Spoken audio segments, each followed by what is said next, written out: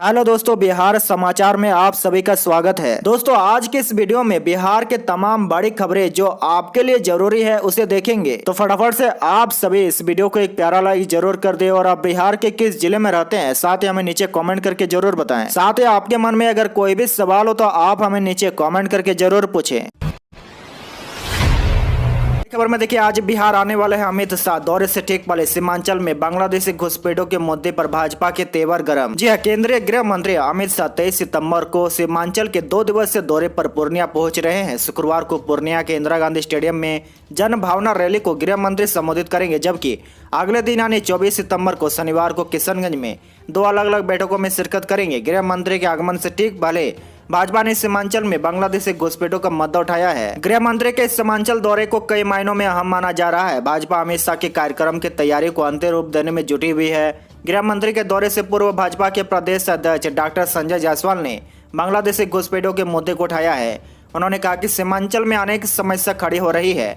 कहा कि वैसे भी यहाँ सीमित रोजगार है, ऊपर से अगर घुसपैठ होता है तो स्वाभाविक है कि समस्याएं खड़ी होगी। वहीं शाहनवाज हुसैन ने भी बांग्लादेशी घुसपैठियों पर हमला बोला है और कहा कि विपक्षी दल अपने वोट बैंक के लिए ऐसे लोगों को तमाम सुविधाएं उपलब्ध कराते हैं। गृह मंत्री के दौरे से सीमांचल में घुसपैठियों को कड़ा संदेश मिला है। शाहनवाज हुसैन ने बुधवार को भागलपुर में पत्रकारों से बात कर रहे थे। इस रैली में कई जिलों के भाजपा कार्यकर्ता पहुंचेंगे। वहीं अमित शाह के कार्यक्रम को लेकर भाजपा के दिग्गज नेता लगातार जनसंपर्क भी कर रहे हैं। बड़ी खबर में देखिए, अमित शाह के सीमांचल दौरे पर तगड़ी सुरक्षा। किशनगंज में बूढ़ी काली मंदिर का घंटा और बल्ब भी चेक हुआ। जी हां, केंद्रीय गृह मंत्री अमित शाह पहली बार सीमांचल दौरे पर किशनगंज पहुंच रहे हैं। 23 और 24 सितंबर को उनके आगमन को लेकर गुरुवार दिन भर पुलिस और प्रशासनिक अमला सुरक्षा तैयारियों को अंतिम रूप देने में लगा रहा। गृह मंत्री के सुरक्षा को लेकर दिल्ली से पहुंचे सुरक्षा अधिकारियों ने लोकल पुलिस के साथ हवाई अड्डा से MGM गेस्ट हाउस और बूढ़ी काली मंदिर में उनके आगमन प्रस्थान का पूर्वाभ्यास किया गया। दर्जन गाड़ियों का काफिला के साथ सायरन बजाते हुए सुरक्षा का पूर्वाभ्यास किया गया। वहीं हवाई अड्डा से MGM गेस्ट हाउस तक रिहर्सल के बाद केंद्रीय टीम का काफिला बूढ़ी काली मंदिर पहुंचा। सबसे पहले मंदिर के मुख्य द्वार का जायजा लिया गया, फिर एक गाड़ी को अंदर जाकर पूर्वाभ्यास किया गया। वहीं गृह मंत्री की गाड़ी को कहां रोकना है, कैसे उतारना है और मंदिर के अंदर किस सीढ़ी से होकर जाना है, सुरक्षा अधिकारियों ने मंदिर कमेटी के सदस्यों से जानकारी ली। काली मंदिर के आसपास की सुरक्षा व्यवस्था का बारीकी से निरीक्षण करने के बाद कुछ अधिकारी मंदिर में गए। वहां पुजारी से जानकारी ली गई कि गृह मंत्री को पूजा के लिए कहां पर बैठना है और पुजारी कहां बैठेंगे। इसके अलावा मंदिर के अंदर का जायजा लेने के बाद सुरक्षा अधिकारियों ने मंदिर कमेटी के सदस्यों को बताया कि जहां गृह मंत्री बैठेंगे वहां सिर के ऊपर कुछ नहीं होना चाहिए। मंदिर में लगे घंटा और रोशनी के लिए लगे बल्ब को भी सुरक्षा अधिकारियों ने साइड करने को कहा, ताकि पूजा के दौरान गृह मंत्री के सिर से ऊपर घंटा या बल्ब न रहे। खबर में देखिए, अमित शाह के पूर्णिया रैली में सीमांचल के नेताओं के पाला बदलने की चर्चा। तेजस्वी ओवैसी के गढ़ में हो सकता है बड़ा खेल। जी हां, केंद्रीय गृह मंत्री अमित शाह की बिहार के पूर्णिया में शुक्रवार को होने वाले रैली में सीमांचल के कुछ नेता पाला बदल सकते हैं। बिहार में सत्ता से बाहर होने के बाद बीजेपी का राज्य में पहला बड़ा कार्यक्रम होने जा रहा है। अमित शाह ने इसकी जगह मुस्लिम बाहुल्य इलाके सीमांचल को चुनी है। इस क्षेत्र को तेजस्वी यादव की पार्टी RJD और असरुद्दीन ओवैसी की AIMI का गढ़ माना जाता है। शाह सीमांचल दौरे में बड़ा खेला कर सकते हैं। अमित शाह की शुक्रवार को पूर्णिया के रंगभूमि मैदान में रैली होनी है। इसमें सीमांचल के चारों जिलों के अलावा आसपास के अन्य इलाकों से भी बीजेपी के करीब 1.5 से 2 लाख कार्यकर्ता शामिल होंगे। सीएम नीतीश कुमार के पाला बदलने के बाद 2024 के चुनाव में बीजेपी ने बिहार की 40 में से 35 सीटों पर जीत का लक्ष्य रखा है। ऐसे में इस रैली को अहम माना जा रहा है। खबर में देखिए, डिप्टी सीएम तेजस्वी यादव का बड़ा ऐलान, स्वास्थ्य विभाग में मिलेगी 1.5 लाख नौकरियां। जी हां, बिहार के डिप्टी सीएम तेजस्वी यादव ने RJD राज्य परिषद की बैठक में कहा कि अब राजद में संगठन की भूमिका अहम होगी। उन्होंने मंत्रियों से कहा कि जिलों में अब जिला अध्यक्ष सबसे अधिक महत्वपूर्ण होंगे। विधायकों और मंत्रियों को जिला अध्यक्षों की राय की तवज्जो देनी होगी। जिलों में वे ही सब कुछ है। पार्टी के ढांचे में मंत्री और विधायक महज एक सदस्य है, इससे ज्यादा कुछ नहीं है। डिप्टी सीएम ने कहा कि पार्टी के बैनर और पोस्टर पर राजद कार्यालय में संत रविदास और कबीर के चित्र लगाए। उन्होंने बताया कि अगले स्वास्थ्य विभाग में 1.5 लाख नौकरियां दी जाएगी। खबर में देखिए, अक्टूबर महीने से बिहार में बालू खनन 28 जिलों में शुरू होगा काम। जी हाँ, बिहार में बालू की कीमत भले ही आसमान छू रही हो, लेकिन अगले महीने से राज्य में इसकी किल्लत दूर हो जाएगी। दरअसल 31 सितंबर तक बालू की खनन पर एनजीटी के गाइडलाइन के मुताबिक रोक लगी हुई है, लेकिन अक्टूबर महीने से बालू खनन का काम शुरू हो जाएगा। बिहार के 28 जिलों के तकरीबन 900 बालू घाटों पर अक्टूबर से बालू खनन शुरू होगा। मई 2022 तक केवल 16 जिलों में करीब 435 बालू घाटों से ही बालू का खनन हो रहा था। अभी बालू खनन पर एनजीटी की रोक लगी है। इसके तहत 31 सितंबर तक बालू का खनन नहीं होना है।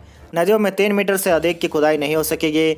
सरकार ने खनन की सीमा तय कर दी है। इतना ही नहीं, नदियों के जलस्तर या 3 मीटर में जो कम होगा वही खनन की सीमा होगी। इसके अलावा 300 मीटर के दायरे में ही बालू का भंडारण कर सकेंगे। 5 किलोमीटर के आगे बालू भंडारण के लिए उन्हें अलग से लाइसेंस नहीं लेना होगा। बंदोबस्तदारियों को भंडारण स्थल का जियो कोऑर्डिनेट के साथ भंडारण की मात्रा की ऑनलाइन पोर्टल पर जानकारी भी देनी होगी। खबर में देखिए, पीएफआई के खिलाफ एनआईए का सबसे बड़ा एक्शन। देश के 11 राज्यों में एक साथ छापे मारे, 106 लोग गिरफ्तार। जी हाँ, एनआईए ने देश भर के 11 राज्यों में पीएफआई के खिलाफ सिंगाजा कसा है। टेरर फंडिंग और कैंपिंग चलाने के मामले में विभिन्न राज्यों में छापेमारी चल रही है। एनआईए, ईडी और राज्य पुलिस ने विभिन्न मामलों में अब तक 106 लोगों को गिरफ्तार किया है। एनआईए की टीम ने पीएफआई के राष्ट्रीय अध्यक्ष ओएमएस सलाम और दिल्ली के अध्यक्ष परवेज अहमदको को भी गिरफ्तार किया है। देश भर में पीएफआई के खिलाफ जारी रेड को लेकर केंद्रीय गृह मंत्री अमित शाह ने एनएसए अजित डोभाल, गृह सचिव और एनआईए के डीजी के साथ बैठक भी की है। दरअसल एनआईए ने बिहार, यूपी, केरल, आंध्र प्रदेश, तेलंगाना, कर्नाटक, तमिलनाडु समेत कई राज्यों में पीएफआई और उससे जुड़े ठिकानों पर छापेमारी कर रही है। 11 राज्यों में चल रही छापेमारी के दौरान ईडी, एनआईए और राज्यों की पुलिसों ने 106 लोगों को गिरफ्तार भी किया है। जांच एजेंसी ने सबसे अधिक केरल से 22 लोगों को गिरफ्तार किया है। वहीं महाराष्ट्र, कर्नाटक से 20, आंध्र प्रदेश से 5, असम से 9, दिल्ली से 3, मध्य प्रदेश से 4, पुडुचेरी से 3, तमिलनाडु से 10 और यूपी से 8 और राजस्थान से 2 लोगों को गिरफ्तार किया गया है। बड़ी खबर में देखिए, बिहार में पुलिस अफसरों और जवानों की छुट्टियां कैंसिल। दुर्गा पूजा में सख्त सुरक्षा व्यवस्था करने को लेकर मुख्यालय ने जारी किया आदेश। जी हाँ, बिहार में पुलिस अफसर और जवानों की छुट्टियां कैंसिल कर दी गई है। इस बारे में एक आदेश बिहार पुलिस मुख्यालय की ओर से जारी किया गया है। मुख्यालय का यह आदेश राज्य के सभी जिला पुलिस के साथ ही राजकीय rail police, CID special branch, आर्थिक अपराध इकाई, ATS, STF training centre Dumraon, CTS Simultala, CTS Nathnagar Bhagalpur और बीएसएपी 9 जमालपुर के लिए होगा। इस संबंध में इन सभी के प्रमुखों को मुख्यालय की ओर से आदेश का एक लेटर भी भेजा गया है। दरअसल पुलिस अफसरों और जवानों की छुट्टियों को कैंसिल किए जाने की यह व्यवस्था विशेष तौर पर 13 दिनों के लिए की गई है। 26 सितंबर से नवरात्र की शुरुआत हो रही है। बिहार पुलिस मुख्यालय ने दुर्गा पूजा को ध्यान में रख कर यह कदम उठाया है। पूजा के दौरान राज्य के अंदर लॉ एंड ऑर्डर और सांप्रदायिक सद्भाव बनाए रखना पुलिस के लिए सबसे बड़ा चैलेंज है। मुख्यालय चाहता है कि शांत और खुशी वाले माहौल में दुर्गा पूजा संपन्न हो। इसके लिए अफसरों और जवानों की छुट्टियों को कैंसिल किया गया है। बड़ी खबर में देखिए, 25 सितंबर को सोनिया से मिलेंगे नीतीश और लालू। 2024 की विपक्षी एकजुटता का रोड मैप बनेगा। जी हाँ, मुख्यमंत्री नीतीश कुमार और राजद प्रमुख लालू प्रसाद यादव 25 सितंबर को कांग्रेस के अध्यक्ष सोनिया गांधी से दिल्ली में मुलाकात करेंगे। 25 को शाम 6 बजे सोनिया गांधी दोनों नेताओं से मिलेंगे और देश भर के विपक्षी दलों को एक मंच पर लाने की चल रही कोशिश को और प्रभावी बनाने की बात करेंगे।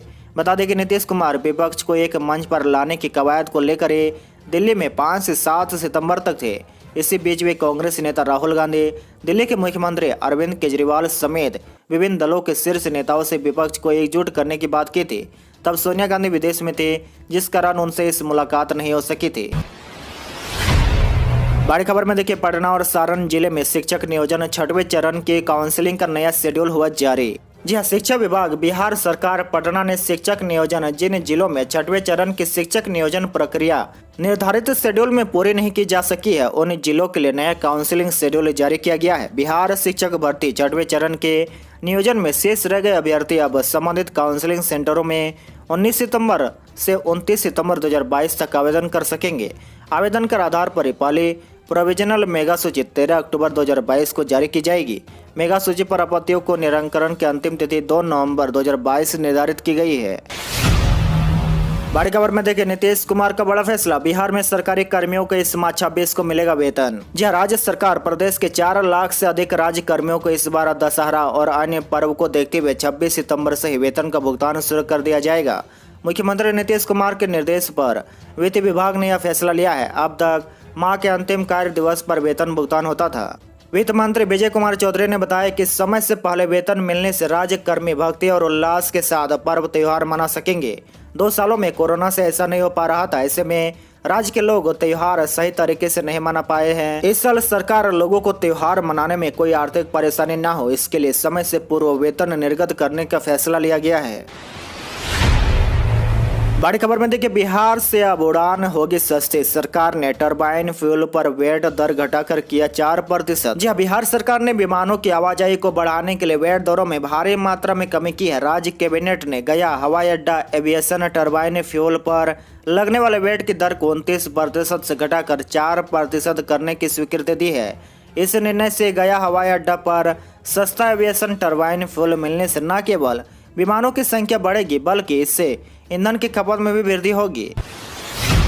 बड़ी खबर में देखिए, लोकसभा चुनाव 2024 में सीएम नीतीश कुमार को झंझारपुर से प्रत्याशी बनाने का प्रस्ताव। जी मधुबनी जिला जदयू की बैठक गुरुवार को स्थानीय कार्यालय में हुई। इसमें मधुबनी जिले के झंझारपुर लोकसभा क्षेत्र से मुख्यमंत्री नीतीश कुमार को प्रत्याशी बनाने का प्रस्ताव पारित किया गया। बैठक में पूर्व विधान पार्षद और जदयू के वरिष्ठ नेता प्रोफेसर विनोद कुमार सिंह ने कहा कि शीघ्र ही जिले से पार्टी का एक प्रतिनिधिमंडल पटना पहुंचकर जदयू के राष्ट्रीय अध्यक्ष और प्रदेश अध्यक्ष से मिलकर इस प्रस्ताव को अवगत कराएगा।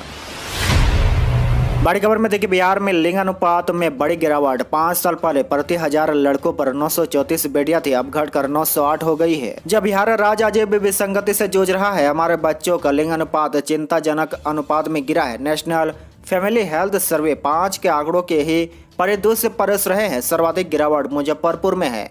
यहाँ चाइल्ड सेक्स रेशियो 930 से गिरकर 685 पर पहुंच गया है। राज्य का औसत बीते 5 वर्षों में 26 अंक घटा है। 5 साल पहले यह 934 था, जो अब घटकर 908 हो गया है। अब रिपोर्ट में यह खुलासे के बाद सरकार ने लैंगिक संवेदनशीलता पर हाई लेवल मीटिंग बुलाई है। बड़ी खबर, नीतीश सरकार ने बिहार विशेष सर्वेक्षण और बंदोबस्ती का काम नवंबर 2024 तक पूरा करने का आदेश दिया। जी राज्य में चल रहे बिहार विशेष सर्वेक्षण और बंदोबस्ती कार्य 2024 के नवंबर तक पूरा कर लिया जाएगा। मुख्यमंत्री ने पदाधिकारियों को इस कार्य में तेजी लाने का निर्देश दिया है। उन्होंने कहा है कि 60% से अधिक अपराध भूमि विवाद के कारण होते हैं। सर्वेक्षण और बंदोबस्ती कार्य पूरा होने से भूमि विवादों में कमी आएगी, समाज में अशांति स्थापित होगी। मुख्यमंत्री ने गुरुवार को एक अन्य मार्ग स्थित संकल्प में राजस्व एवं भूमि सुधार विभाग के अंतर्गत विशेष सर्वेक्षण एवं बंदोबस्ती कार्य की समीक्षा की और कई निर्देश पदाधिकारियों को दिए हैं। आज के लिए बस इतना ही। इसी तरह बिहार के डेली न्यूज देखने के लिए आप हमारे चैनल को जरूर सब्सक्राइब करें।